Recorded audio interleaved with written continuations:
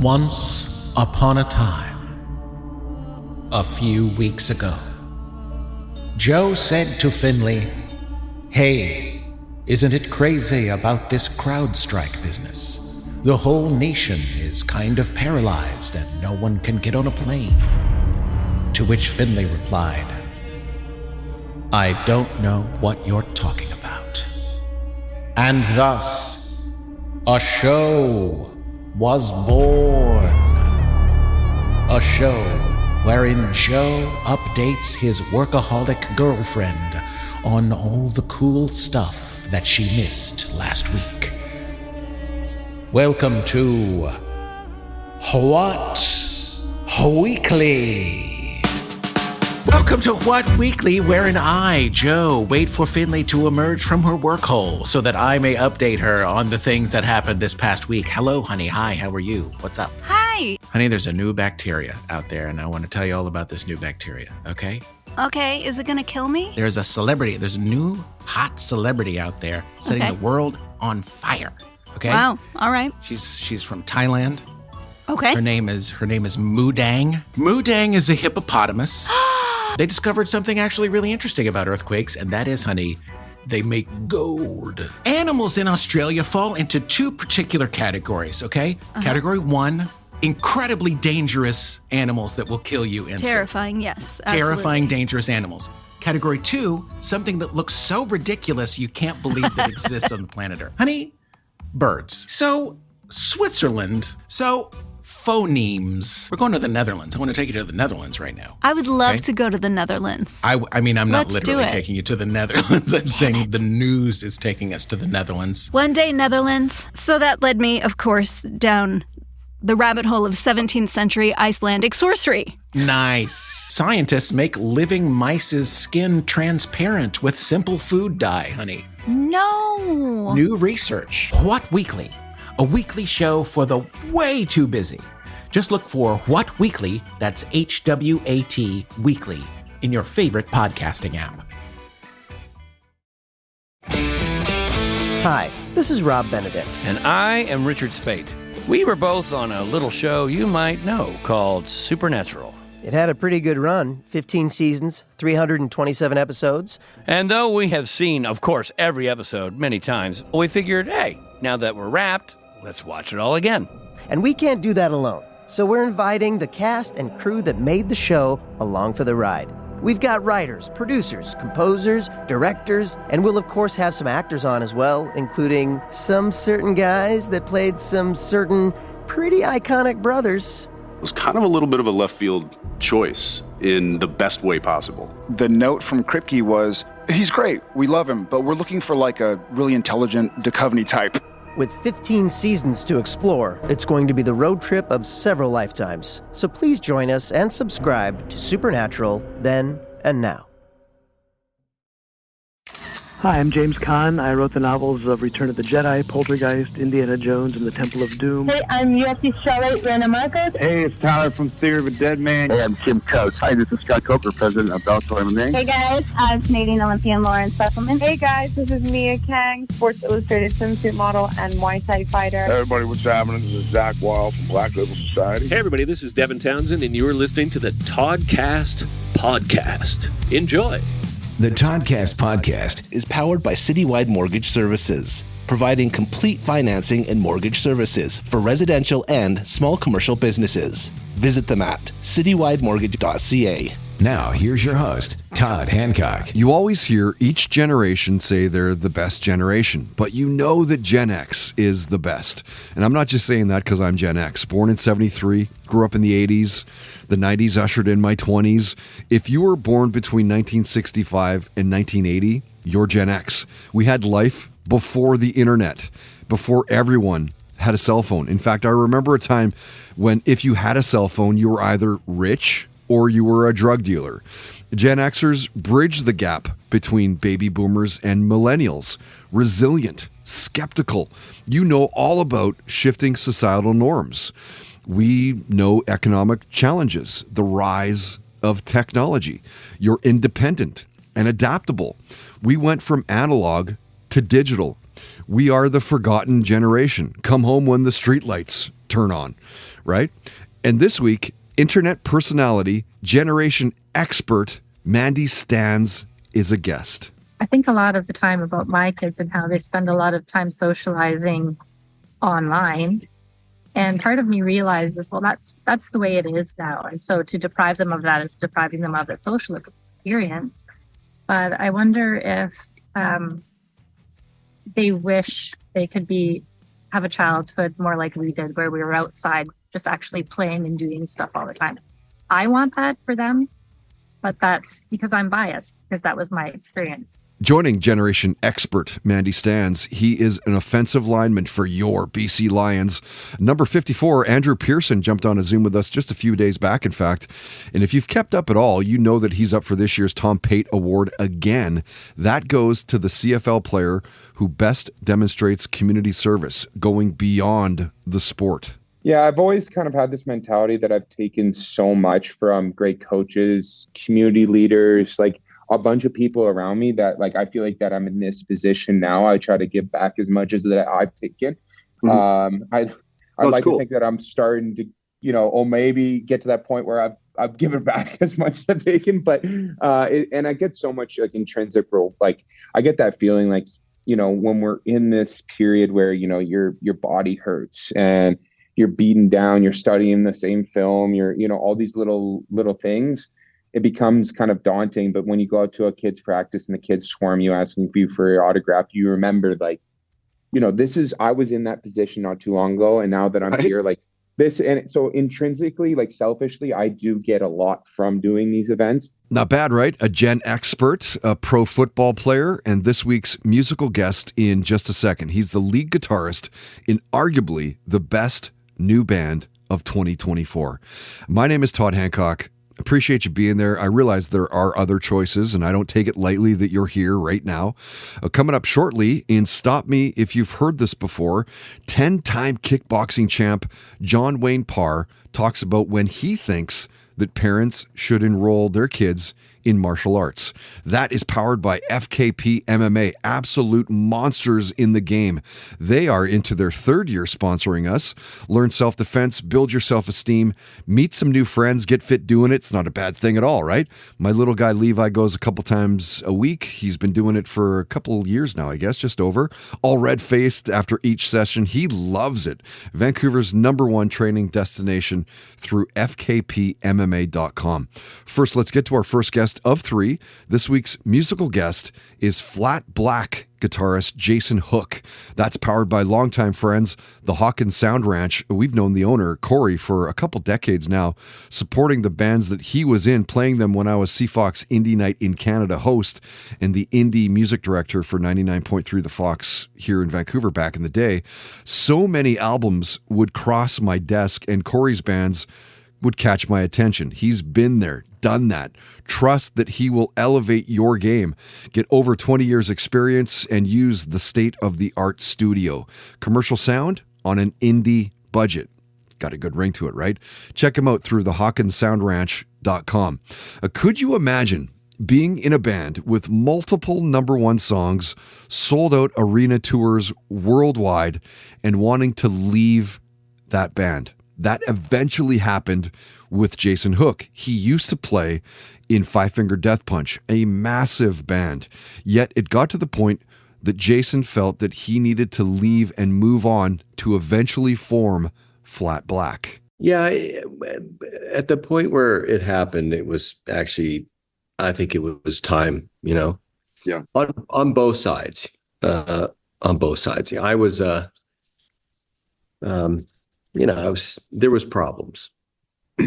There were problems, and I'm a leader, and there's a few leaders in that camp, and I felt the urge to, lead without my hands tied behind my back, and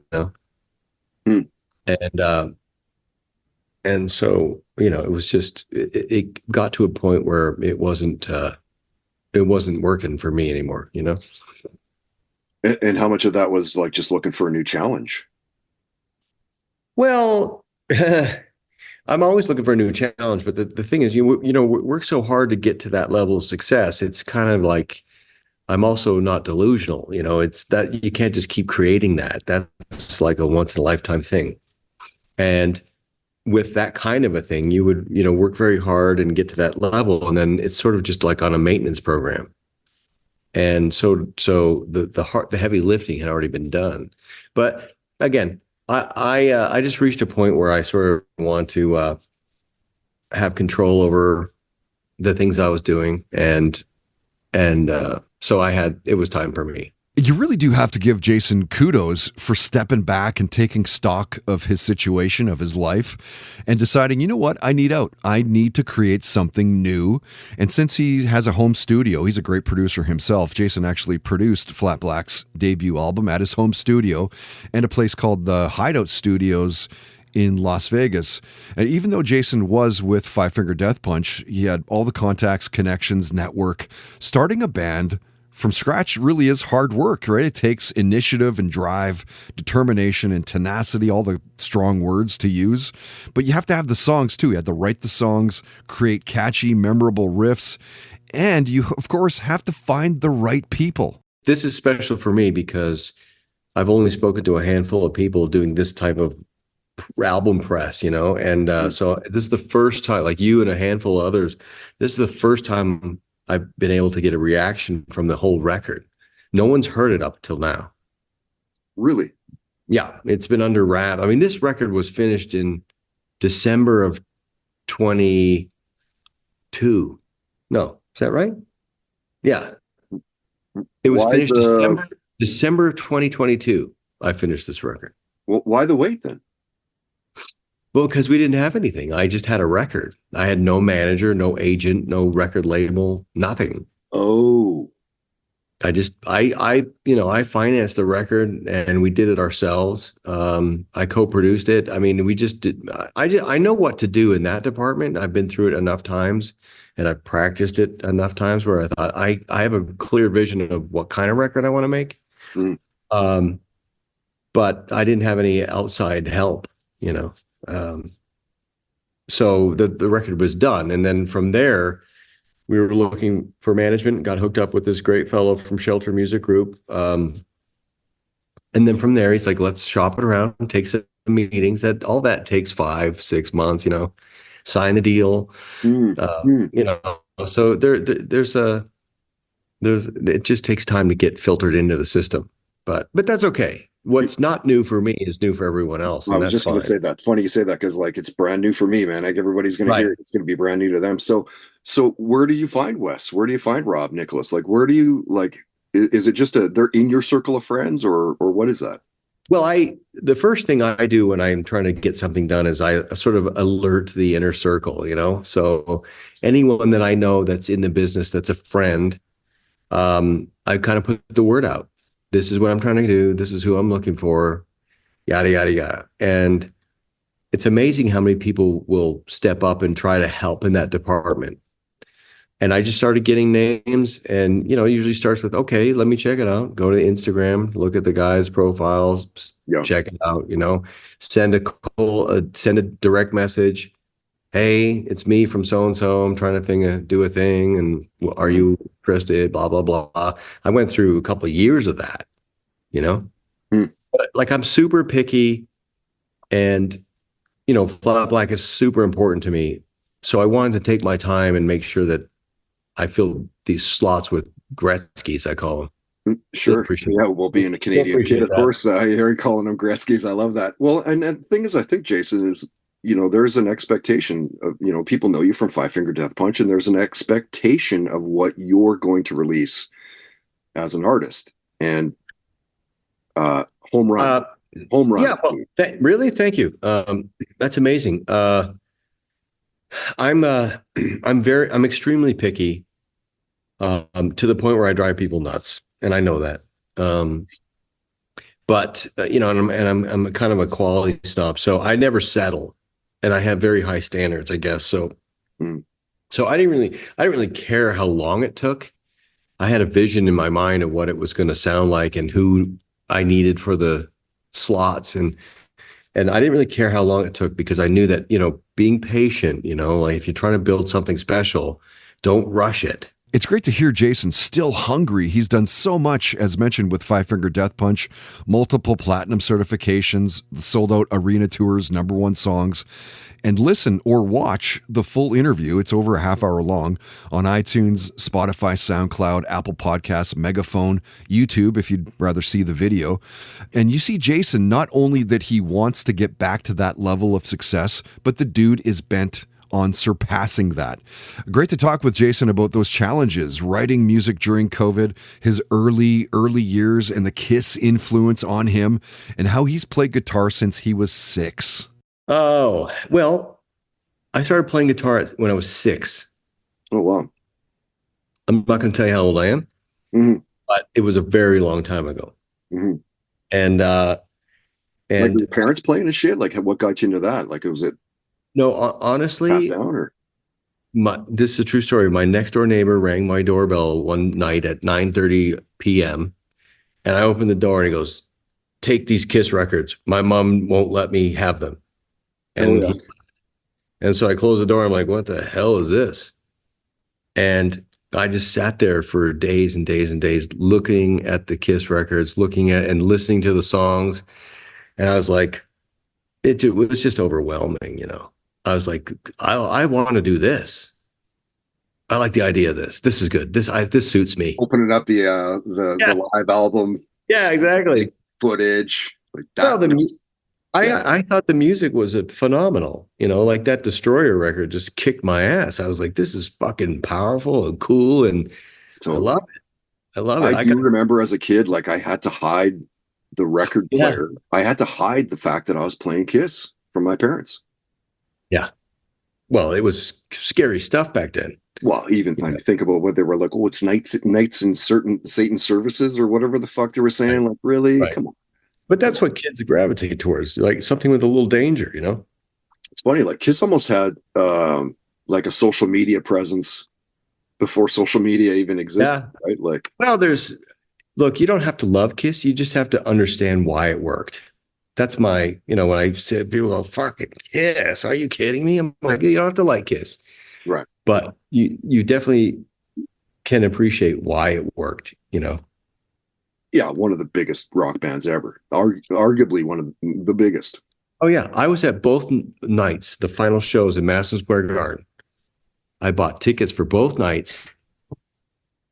Fucking spent a bunch of money, stayed in the city for the weekend. It was the best weekend of my whole life. I mean, there was Kiss everywhere. I went to the museums filled with Kiss fans, Starbucks filled with Kiss fans, anywhere. It was like this magical weekend takeover. And I'm sitting in the stands crying my eyes out, watching them. And like, no one can talk to me. I'm like, no. Like I'm in it, Were you like everybody else, like wishing that Peter would be in the final parts and Ace would be in the final part? Like, did you care about that stuff or no? No. I understand Gene and Paul's perspective. Yeah. Having sort of being in the same boat as far as having things under control and run professionally and reliably and all that stuff. I understand it from their perspective. And I think that Ace sort of shat the bed right at the very last second with Paul. If there was any hope of that happening, he shat the bed right before it with Paul. With the release and he started shit talking and stuff? Yeah, Ace got his nose all bent out of shape because on Howard Stern, they took a shot at Ace and they were laughing. And so Ace might as well call it piss. Yeah. He's got his nose all bent out of shape and started issuing public threats. I'll ruin your career and blah, blah, blah. And Paul calls him up and says, fuck you. Right. That's it. You're not coming out for tough anything. to mend that fence. Enough, enough, like you're friends, you're not friends. You're speaking, you're doing things together, then you're not. I mean, it's just like everyone just needs to stop. Yeah. Those guys, I think those guys sealed their own fate. I mean, I guess that really shouldn't surprise you, right? Like most professional musicians have been playing all of their lives. No different for Jason, who is Canadian, by the way, grew up in Toronto, so he knows all of the same Canadian musicians I know from my time at CFOX, like Todd Kearns and Brent Fitz, the guys in Theory of a Dead Man, Adam Gontier, 3 Days Grace. The kid is a beauty. And Jason was saying that it was during COVID that he decided to form Flat Black, and it gave him the chance to find the right musicians. That's key.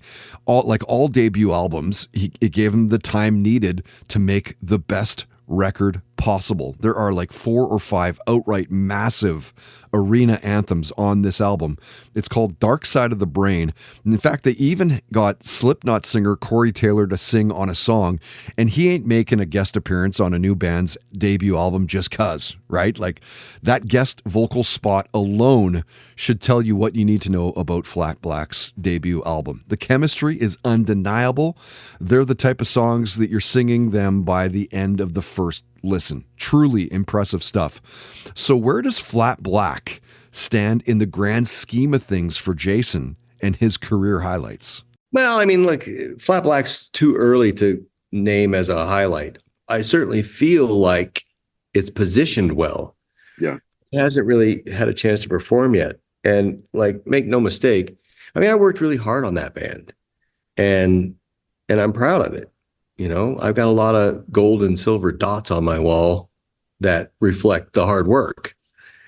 And so I'm proud of that, you know, and, you know, I feel like I'm attached to those songs. I worked very hard on them, you know, and I'm not saying it's a solo effort. It's, you know, it was a band effort. And, but I felt very attached to that music. It's actually hard to kind of feel like I'm never going to play that stuff again. They're like albums and albums and albums worth of effort.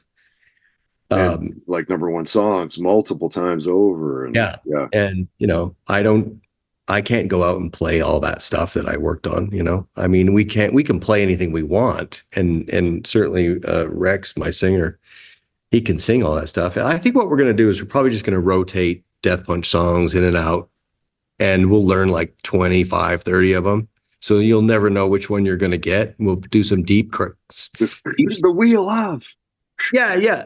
Like we'll do some deep cuts where people are like, oh my God, they play My Nemesis, or they play, you know, whatever, Wrecking Ball, or, you know, like we'll figure out.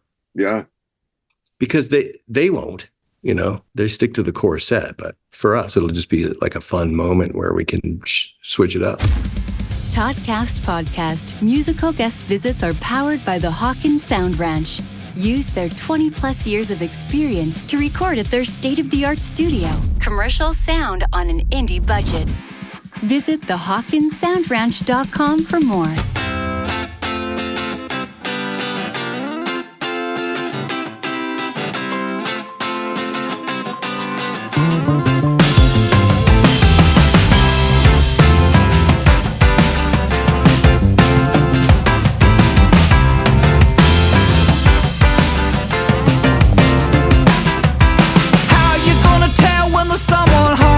Feeling blue and you're all alone. The door is locked and the car is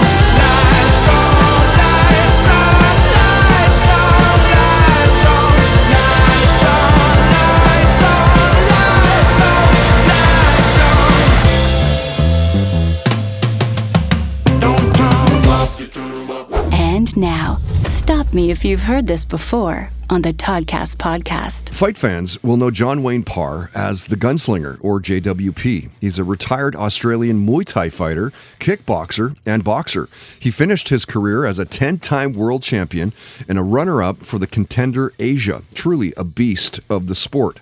If you watch the documentary Blessed with Venom, you'll get a good feeling for who John Wayne is. It starts early in his life. He was fighting in Thailand. Crazy training, intense highs, one of the best fighters on the planet. But you'll also get a look at his personal side, loving husband and dad of 2, a devoted family man, respected by his opponents. John Wayne is truly a legend of the sport, having fought some of the best ever. Another movie you should check out is The Violent. Filmed in Australia, it won the Best Choreography Short Award at the International Film Festival. And stop me if you've heard this before, when John Wayne was a guest, he talked about when parents should enroll their kids in kickboxing. We start training kids approximately 8 years old. Okay. But I suggest any form of martial arts. It doesn't have to be kickboxing. It could be karate, jiu-jitsu, judo, tai chi, any form that is going to have some sort of release where there's a little bit of punching on the pads, a little bit of exercise, a little bit of seniority with a grading system, so you have respect for your teachers and your other elders. So it's not just about fighting. Fighting is like the cherry on top. But the best thing is, as long as you're exercising, sweating, being supple, and not just being in front of the TV, go out there and actually train your body. So you've got coordination with your arms, legs, hands, and grow up to be a weapon. Stop Me If You've Heard This Before on the Toddcast podcast is powered by FKP MMA, Vancouver's #1 training destination at fkpmma.com.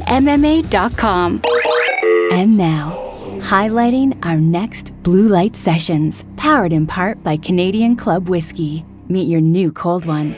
We serve Canadian Club and Ginger ready-to-drink cocktails at all of our live shows. Visit CanadianClub.com today. As I'm walking by this city with one red light, I think about the time, the good, the bad, the wrong, the right. This is my hometown, no friends, stars around. A whole lot of days by the lake and nights by the fire. Take a walk with me, sitting by the river in the oak tree. I look back on life, we're talking about the women and the weather. Oh, summer nights, do you remember the Friday nights you told me not to forget? I couldn't forget. As I'm walking by this city with one red light, I think about the time, the good, the bad, the wrong, the right. This is my hometown, no fancy stars around. It's just a whole lot of days by the lake, nights by the fire. Lord, it's good to be back in my hometown. Oh, down the line, a lot around here that I damn sure don't remember. You know I can't lie, dreaming about the life we had together. Oh, summer night, do you remember the moment when you kissed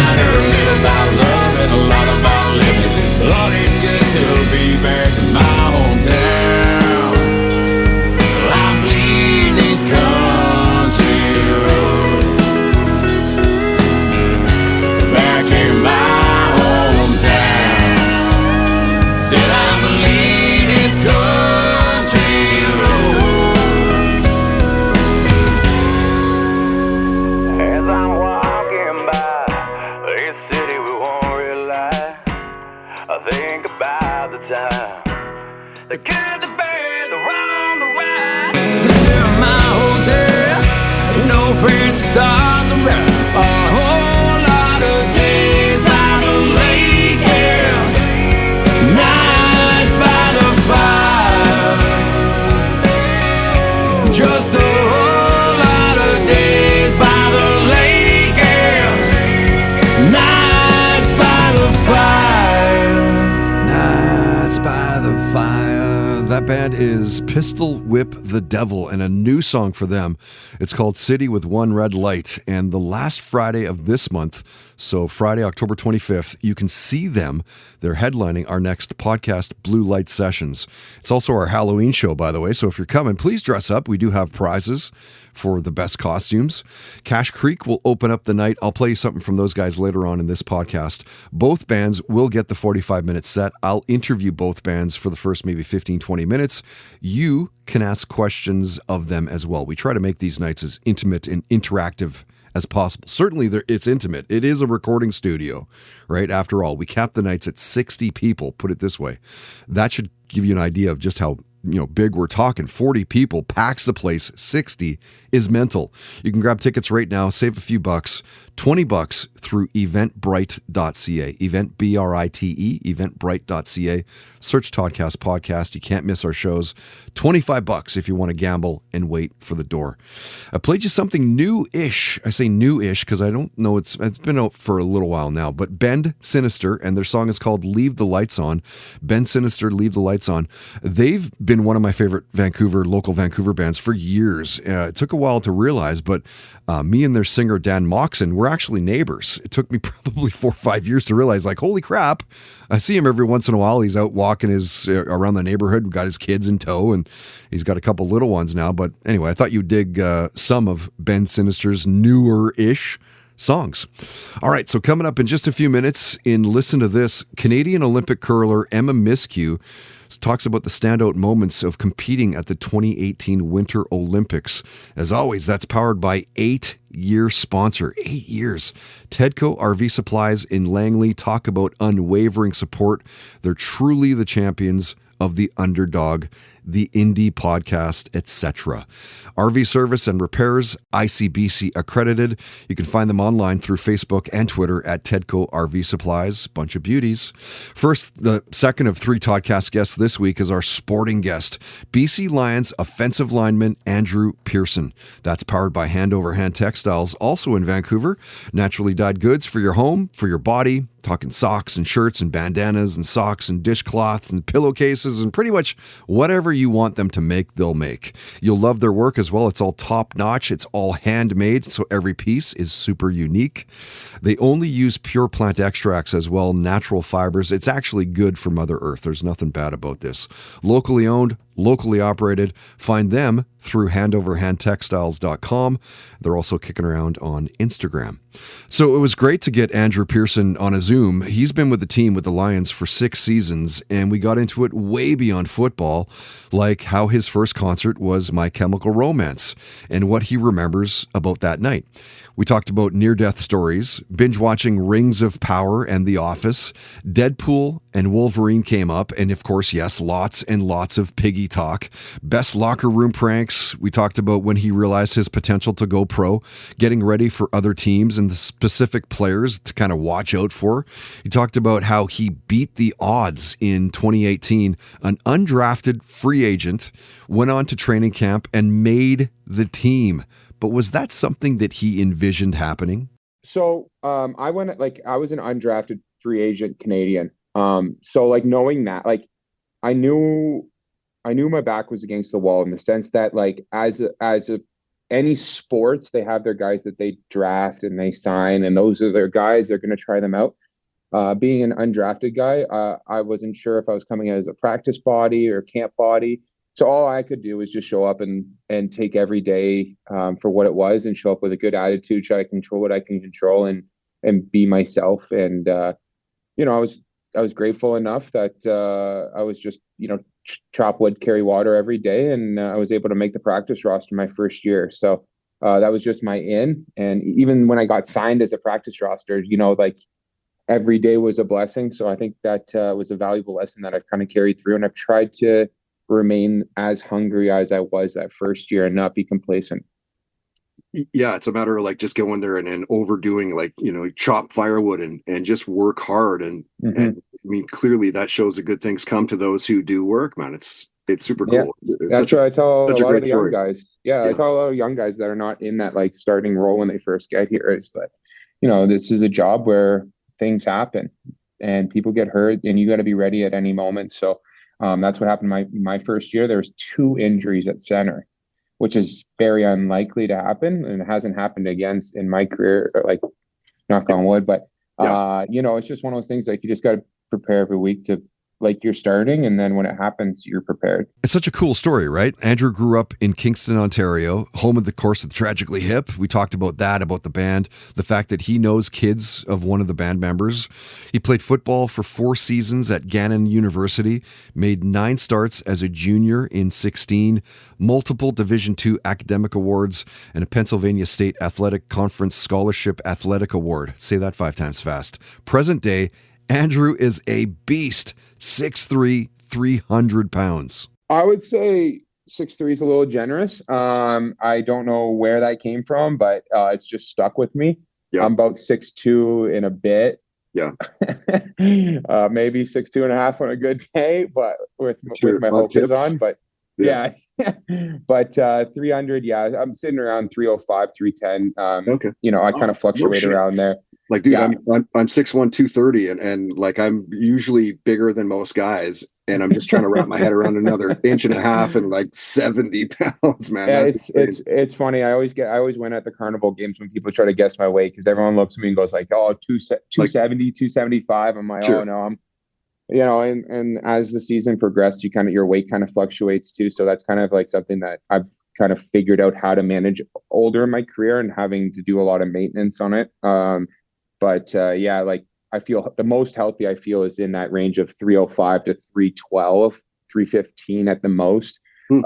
Just because your body starts to feel it too when you're holding that weight and moving around. Yeah. So like, what's your nutritional calendar? I'm not even really sure how to say this, but like, what are you eating every day? Like, what's your biggest meal? Do you fast? Yeah, no, I figured out when I'm in my weight loss program, like I kind of have the bigger meals earlier in the day because my training and even football, like everything's structured to the mornings. So I like to have a lot of carbs and calories in the morning. So like I'm a big fan of like Greek yogurt, a scoop of protein, granola, and some fresh berries, and maybe some chia seeds or something like that for some extra fiber in the morning. And then lunch is when we're in season. Most of the days they're provided here, so you just pick what meal you want. So, but they're nutritious meals. Like they're like little like the meal prep bowls that they just make those massive. So, today I had like pesto chicken. Pasta, but there's barbecue chicken, all this kind of stuff. And then at night, it's a little lighter, probably a heavy protein, less carbs, because at that point I really need the carbs at that point. It's just finding something you like. But like for me, like my workouts and my football days, like you're talking about a lot of calorie burn. So I'm not as conscious about it, but it's more like we just finished up a bye week where we're not playing. So it's like, understanding when I'm putting my body that week when I'm not burning, call it 2,000 calories at a workout or a practice. So, but seriously though, regardless, 6'2.5", 6'3", you get to the tipping the scales at anything 300 plus, and like he said, he feels best at that weight. That's trouble for any other team on the gridiron. As you would expect, Andrew has played more and more games for the Lions over the years, season over season. Today, he's a starter and a major part of the team's O-line. You'll love Andrew's response to being asked which current BC Lions player would he not want to play against. Oh, that's a really good question. Josh Banks is an absolute dog. Like going against him makes us a lot better because he is someone that's can bull rush like anyone, but also has a little bit of finesse. Trying to think. Ben Hladek is also someone that's really good. I think he's just a finesse guy, but he's got some speed. Betts, and of course, and Betts. Of course. I mean, yeah. His motor is nuts. So that's what I was going to say. Like speed is truly what it is. Like speed's the killer in the CFL.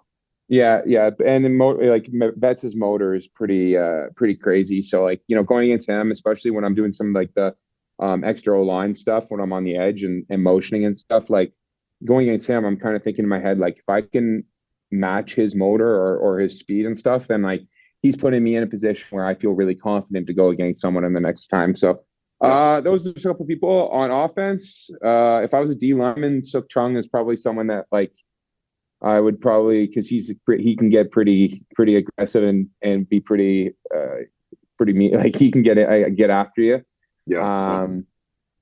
Yeah. I mean, I'd say our whole line if I was, you know. Totally right. It's almost like you look at it, you're like, well, like almost every guy. You know, you don't want to list, but like the way Stanback's been running this year, like I'm happy he's on our team now. Like the way he can drop his shoulder and toke that thing, like. I'm like, you know, you take enough of those hits, you don't really want to come down and hit them as hard as you have been. So, yeah, but I mean, the correct answer is everyone, but there's a couple names that obviously that I would hate. The Toddcast podcast is powered by Milano Coffee, bringing you the finest espresso and coffee concepts in the world. Online at milanocoffee.ca.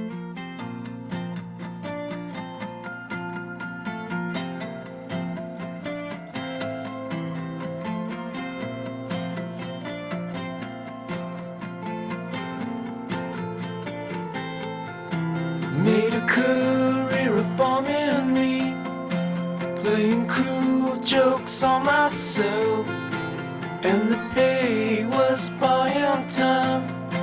Found the time to make a cry for help.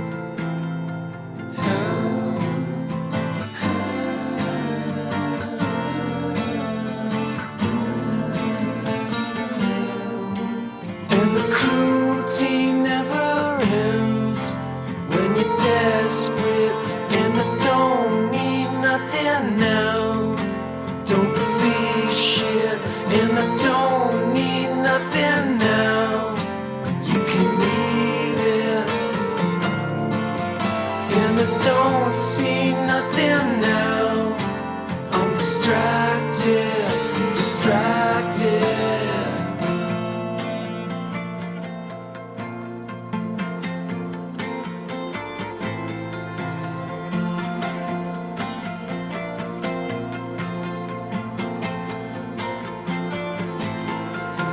In a life without denial, some distraction for a while. Try your best to make a shrine, 'cause it's all just passing time.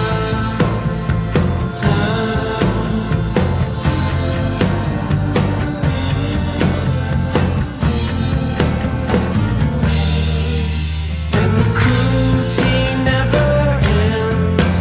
When you're desperate and I don't need nothing now. Don't believe shit and I don't need nothing now. You can leave it, and I don't see nothing now. I'm distracted.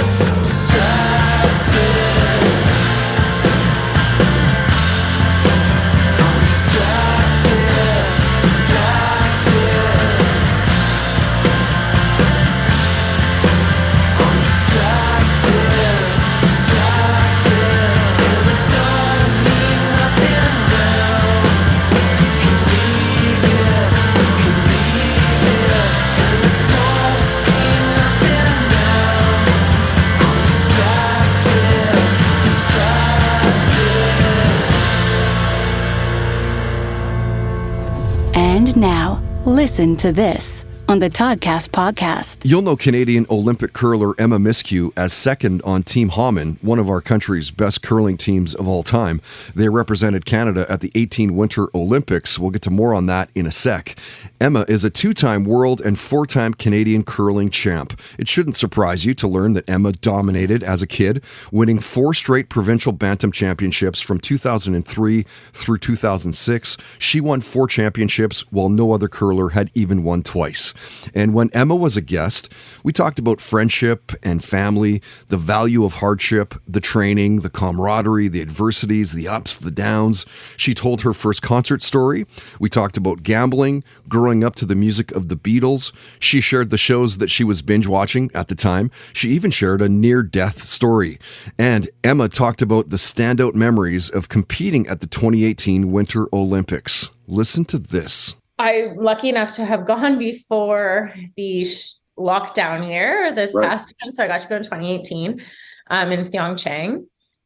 It was a very cool experience. Just being there with all the other athletes and being able to be one big team Canada was a very unique experience, very cool.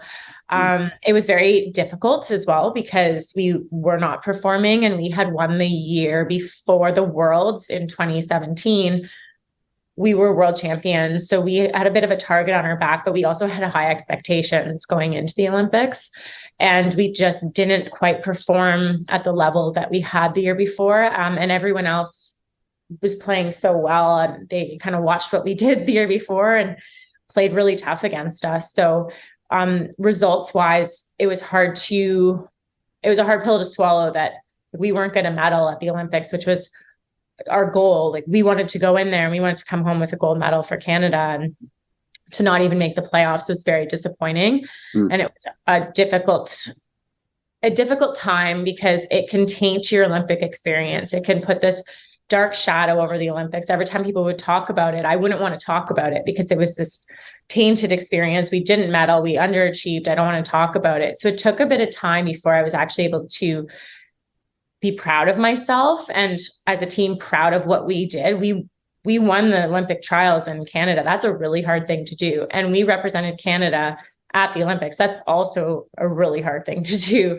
And the fact that we didn't get our ultimate results, we can't control that, but we can still appreciate that whole time and look back with fond memories instead of having it all tainted. So it did take a little bit of time to get there, but I am very proud that we were there. I'm proud of myself. I'm proud of the team. I'm proud that we were able to wear the maple leaf on the Olympic stage. Listen to This on the Toddcast podcast is brought to you by Tedco RV Supplies in Langley, an ICBC-approved repair shop. Visit them on Facebook and Twitter at Tedco RV Supplies.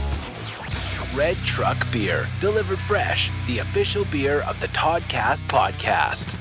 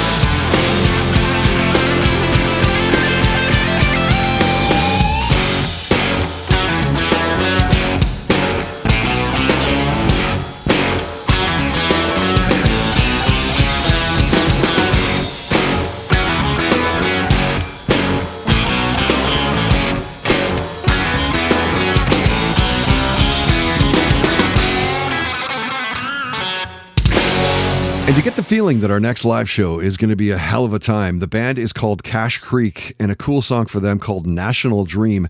They're opening up our next live show at the Blue Light Studio, East Vancouver. As mentioned, it's also a Halloween show on Friday, October 25th. Toddcast Podcast, Blue Light Sessions, Volume 31. Pistol Whip the Devil is going to be headlining the night. Dress up. Please come, check it out. Love to see you at our next show. Save some money right now. Make sure you get in through eventbrite.ca. Buy a ticket right now, eventbrite.ca. You heard a new song from a band called Closers. It's called Distracted. I've been loving their new album lately. It reminds me, there's a few bands. It reminds me of Nirvana, a bit like War Baby. Do you remember those guys? A Vancouver band about maybe 5-10 years back. Always loved those guys. There's even a bit of Treble Charger. You hear that? Like there's a bit of a dash of Sloan in there as well. I guess what I'm saying is you got to give Closers a chance. I think I'm going to try and see if I can get these guys to play a podcast show. It won't be till the new year, but you get the feeling that these guys would be amazing live. Speaking of our scene, check out the concert calendar at the newly revamped, rejigged toddhancock.ca. If you're playing a show, if you're going to one, if it's indie, let me know about it. I'll get up at the site, get some free advertising. I'd even play a song if you send me your music. Wink, wink, nudge, nudge. Okay, so let's do this. Our final guest of episode 344 is an internet personality and Generation X-pert, Mandy Stans. This week's entertainment guest, powered by our good buddies, Thrive Management, one of Canada's biggest event staffing agencies. Seriously, you name it. Models, brand ambassadors, operations, sales, film and TV, trade shows, whatever, they're good to go in major cities across the country. Let them elevate your next event. Find out how. Sasha will let you know through thrivemanagement.ca. So there's almost an air of superiority when you're part of Generation X. We're not baby boomers. That's our parents. We're certainly not millennials. They're the annoying younger generation. But you got to think, like, every generation has said the same thing about the ones before and after, right? Being Gen X means, as previously mentioned, you went from analog to digital. We knew life before the internet. We're the latchkey generation. We saw the rise of punk, grunge, alternative music. We had the best TV shows and movies. We have a DIY mindset, like somehow we will get it done, right? We're the first generation to widely adopt personal computers and gaming systems. And this is a weird one, I'll agree. Generation X had some of the more well-known world events, Watergate, the Cold War, economic recessions, among other things. First thing that came to my mind was the Challenger. Yeah. Because we were in school watching it. I don't know about you, but same. Yeah. That's where we were. And it was just kind of like I think I was too young to appreciate the severity of what just occurred in front of my eyes. But having said that, 40 years later, I still remember it vividly. So it must have had some kind of impact, right? So, and that's kind of crazy to think that we just sat there watching that happen. But I guess we all sat there watching 9/11 too. And it's kind of this sense of disbelief at first. Like, no, we didn't really just see that, did we? But yes, we did. Yeah, so, 9/11 was crazy. I was doing a morning show over at a radio station over in Victoria. And it, of course, was unfolding right as we're doing the show. And it was, it just didn't seem real. It seemed like Hollywood was in New York City and they were filming things and planes were flying into buildings. And especially once the second plane hit, Yeah, right. Yeah. That's crazy. And of course, now with all the conspiracy theories of it was set up by the US government and it truly wasn't terrorism. And you can see, they're showing videos of things blowing out the sides of the build of the Twin Towers and how is it collapsing so quickly and how did the plane slice through it like butter and oh my God. Oh my God. Yeah. Do you remember what it was like when the clocks turned over to 2000 and they were like, everybody's computer is gonna die and we won't be able to keep up and the web's gonna scared. I know, what the hell? It's crazy to think about that Gen X stuff. remember where I was on the New Year's Eve leading into that. Yeah. And there's actually some fear at the party that, when the clock strikes 00000 or whatever it was, what's going to happen? But turns out nothing. So here we are. It really is crazy, hey? Like when you think about it, here we're in school, elementary school, no less, watching the Space Shuttle Challenger, the takeoff, the shuttle blowing up on TV. And then it was kind of like, oh, okay, everyone take out math textbooks. We're continuing with fractions. We talked more than just Gen X stuff with Mandy. It's about a half hour long. You can hear it right now, iTunes, Spotify, Apple Podcasts, Megaphone, SoundCloud. Of course, you can watch the interview through YouTube. Got into 80s hair bands, Aerosmith, Aliens, binging Beef on Netflix. And remember how you would stay up late, like Friday nights and watching Friday night videos? They'd come on like 11 o'clock or whatever it was, late at night. Maybe it was even close to like midnight. I don't remember, in fact. But I do know that those music videos were game changers for bands. I think it was Friday night videos. My dad used to record on the VCR so that we could watch it, because I think I was probably only 10 at that time. So, of course, I didn't stay up until 11 or whatever time the video show was on. So he would record it for us, and that was always a big deal. And so it's just so funny to think that, again, our access to that was so limited that we saw it once a week. And if you didn't record it or stay up to watch it, you just didn't see it again. You couldn't catch it later on YouTube like you could now. So, and yeah, I think your point about the videos is, have you watched any recent videos? Why? I haven't. Are bands even making videos anymore? I don't know. I think they do, but kind of low budget ones. Like I saw the Bon Jovi video. I can't remember what the title of the song, but I was like, wow, is this what videos have turned into? It was kind of like this low budget thing. I'm in a cornfield. I don't know. It was kind of embarrassing. But and to your point, back to those great concert videos, live video footage and stuff that bands made, they were just so great back in the day. Yeah, like even a video like Duran Duran, Hungry Like the Wolf, where it almost tells the story as the song's unfolding. You don't definitely get that anymore. I think the bands are just like at that point of like, I'll release the music, I'll put it up on social media, I'll play some shows. And I don't think that they're concerned about music videos anymore. More that they'll do like, here's the lyric video as opposed to a music video. Mm-hmm. I don't know about the return on investment in making a big budget video anymore. Like you said, back in the day, it was like an event. It was, you couldn't wait for the video to premiere because it was like a short film kind of thing. It's just not the same anymore. I guess the control that they have over that video is probably limited. I don't know. I'm just guessing. And so the point in putting so much money in behind it is just kind of pointless now.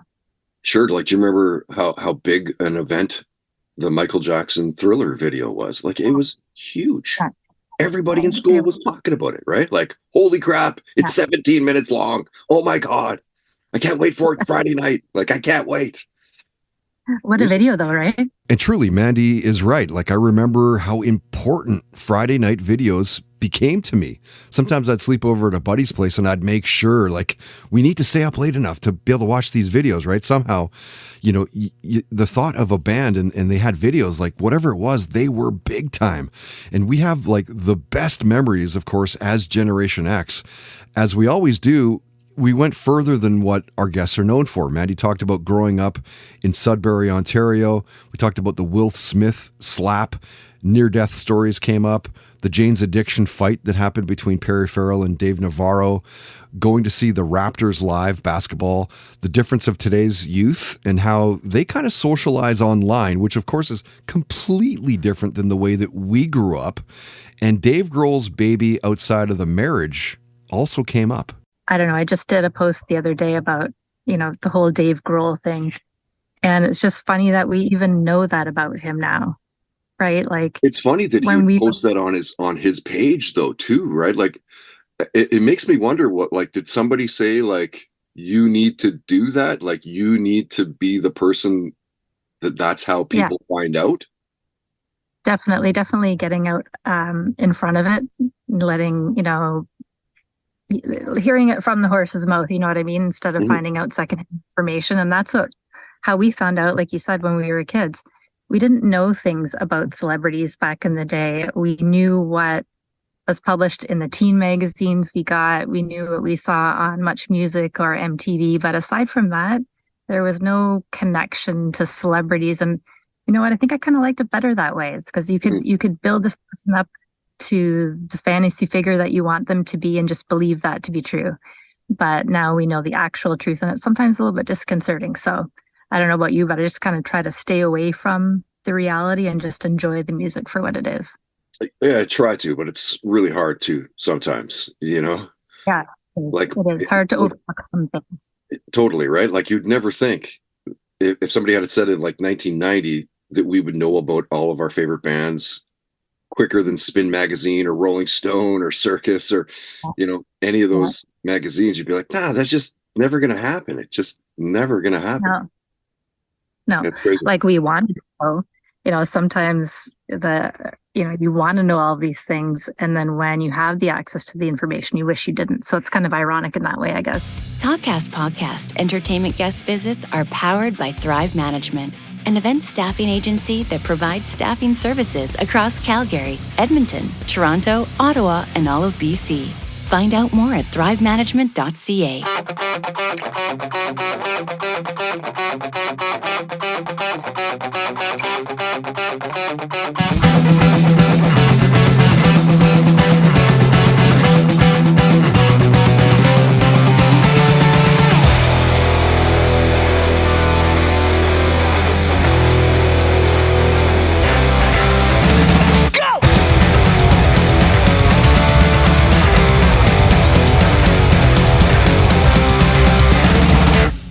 Take it slow!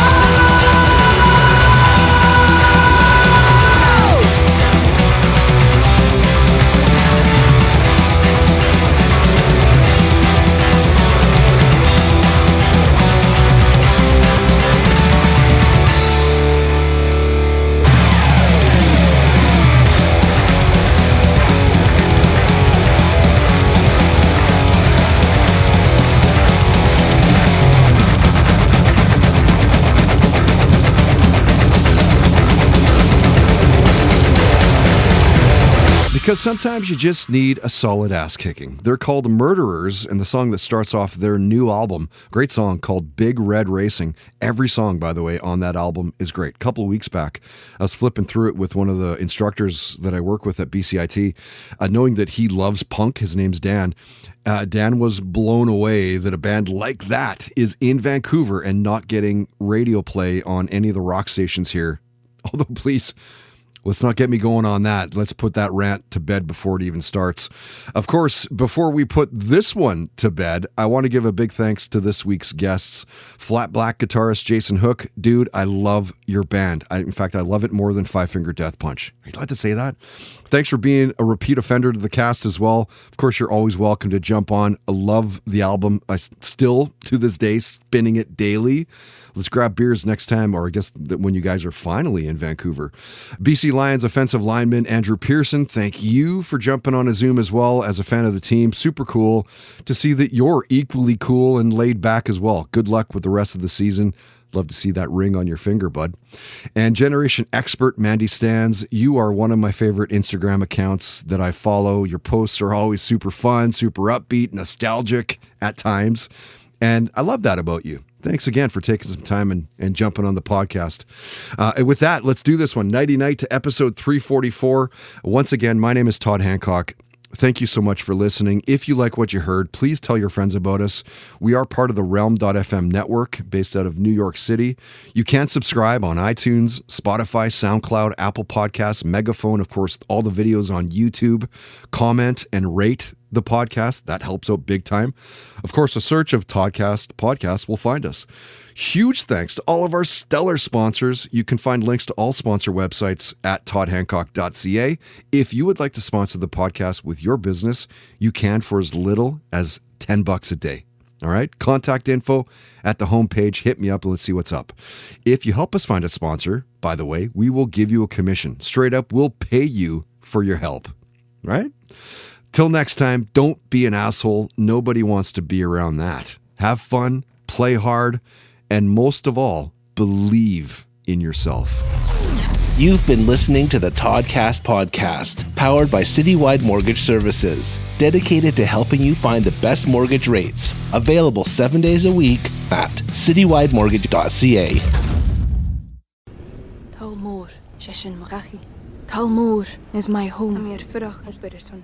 My family have worked the land for generations. My gran says the island does not belong to us, but we belong to the island. And we must be ready, for a great evil is coming, and death follows with it. Listen and subscribe to the latest season of Undertow, The Harrowing, a Storyglass production presented by Realm, available wherever you get your podcasts. Hi, I'm Jennifer, a founder of the Go Kid Go network. At Go Kid Go, putting kids first is at the heart of every show that we produce. That's why we're so excited to introduce a brand new show to our network called The Search for the Silver Lining, a fantasy adventure series about a spirited young girl named Isla who time travels to the mythical land of Camelot. Look for The Search for the Silver Lining on Spotify, Apple, or wherever you get your podcasts.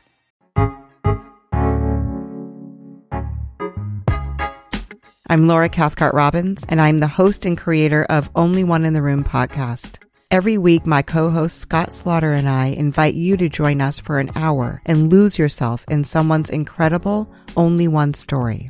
We talk to the realest of real people, dealing with issues like infertility, addiction, human trafficking, and body shaming. Oh, and we want to be fair, so we talk to some celebrities too. Oscar winners, New York Times bestselling authors, supermodels, and even the most decorated U.S. Winter Olympian. Everyone is invited to share their Only One story with our listeners. This podcast is for anyone who has ever felt alone in a room full of people, which is to say that this podcast is for everyone. Download Only One in the Room wherever you listen to podcasts today.